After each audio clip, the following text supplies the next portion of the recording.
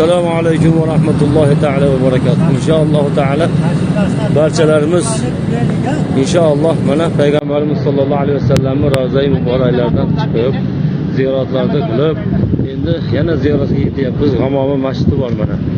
G'amoma masjid payg'ambarimiz sollallohu alayhi vasallam yomg'ir so'rab duo qilganlar. Mana shu masjidga kelyapmiz. Yaxshimi Hoji aka? Kelyapsizmi? Yaxshi. Alloh salom Absatar aka, yaxshi kelyapsizlarmi? Achaga to'planaveramiz. O'sha yaqinroqqa borib turaylar, boraman men. Hamma kelsin. Hoji akalarimiz kelyaptilar mana hammalari. Sekin shoshilmay. Ona kelyapsizmi onam? Kelyapsizmi?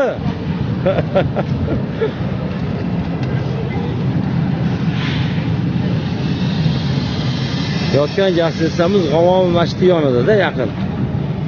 Allohga shukr, unaqa aylanib uzoqqa keladigan bo'lmadi. Jamoamiz kelyapti. Hammalar.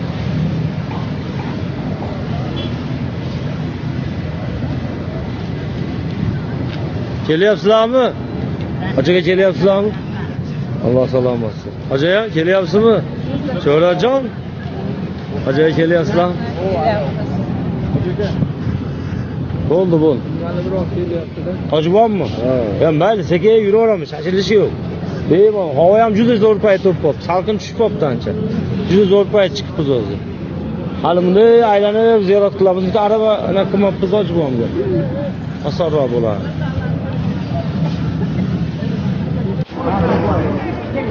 Hazrat xohlasa bu mana bu tamam mana shu masjid Hazrat masjidi bu Abu Bakr roziyallohu anhu masjidi.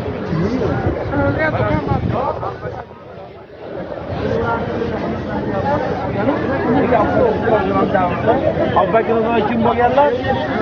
Payg'ambarimiz sollallohu alayhi vasallamning qadrdon do'stlari bo'lgan, qaynotalari bo'lgan, eng sodiq va birinchi erkaklardan iymon keltirgan zot bo'lganlar. Abu Bakr roziyallohu anhu moli bilan, joni bilan, vujudi bilan Rasulullohga xizmat qilgan sahoba. Va Abu Bakr roziyallohu anhu eng g'aroyib bo'lgan holatda ham tasdiq qilgan. Nima edi u? G'aroyib bir holat. Payg'ambarimiz sollallohu alayhi vasallam butun jussalari bilan Merojga chiqqanlar. Mana shu Merojga chiqqanligini xabarini Rasululloh sollallohu alayhi vasallam men Merojga chiqdim, jannat ko'rdim, do'zax ko'rdim. Menga namoz Merojda farz bo'ldi va bir necha g'aroyibotlarni Payg'ambarimiz sollallohu alayhi vasallam kelib sahobalarga o haqida aytib berganlarda, ular nima dedilar? Hammasi ko'plari iymon keltirdi, iymonda bo'ldi. Ba'zilari iymondan qaytganlar ham bo'ldi.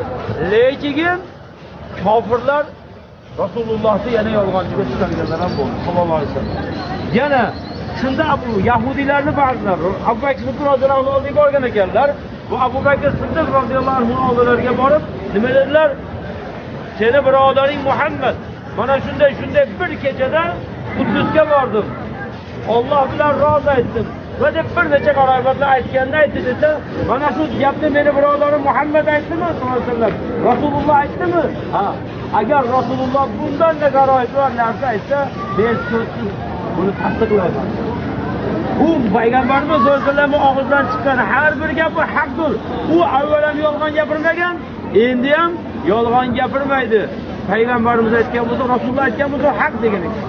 Mana shunda payg'ambarimiz sollallohu alayhi vasallamni nima dedilar? Abu Bakr Rasululloh sollallohu alayhi vasallam Siddiq degan nom qo'ydilar. Abu Bakr Siddiq bo'lgan. Mana shu zot. Azizlar, bu holatda inshaalloh taala Madina ziyoratidagi ko'rinishdagi bir joyimiz. Bu joy mana bu tomonni ko'rsatdim. Bu joy payg'ambarimiz sollallohu alayhi vasallamdan keyin, payg'ambarimiz sollallohu alayhi vasallamdan keyin Rasululloh sollallohu alayhi vasallam vafot qildilar. Vafot qilgandan keyin sahoba ikromlar hammasi taraddudga tushib qoldi.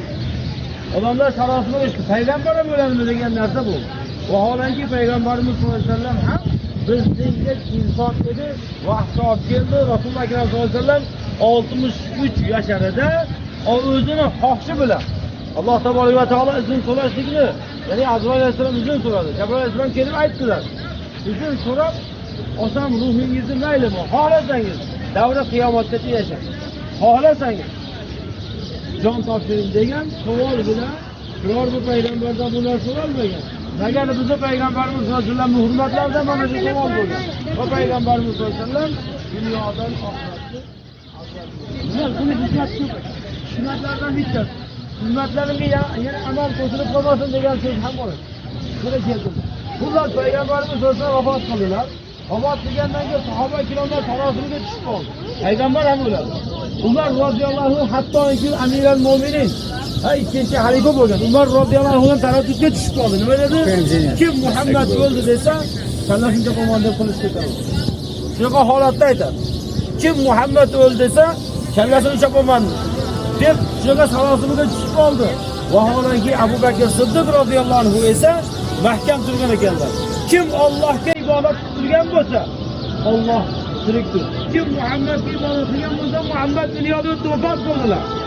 Biz esa Allohga ibodat qilamiz deb turib, payg'ambarimiz sollallohu alayhi vasallam ham bizni singari inson ekanligini oyat kalima bilan bayon qilib, sahobalarni tetiklashtirdi. Va payg'ambarimiz sollallohu alayhi vasallam mahkam ushladilar va o'zlari islomni mahkam ushlab turdilar. Va vaqt soat kelib oradan bir necha kun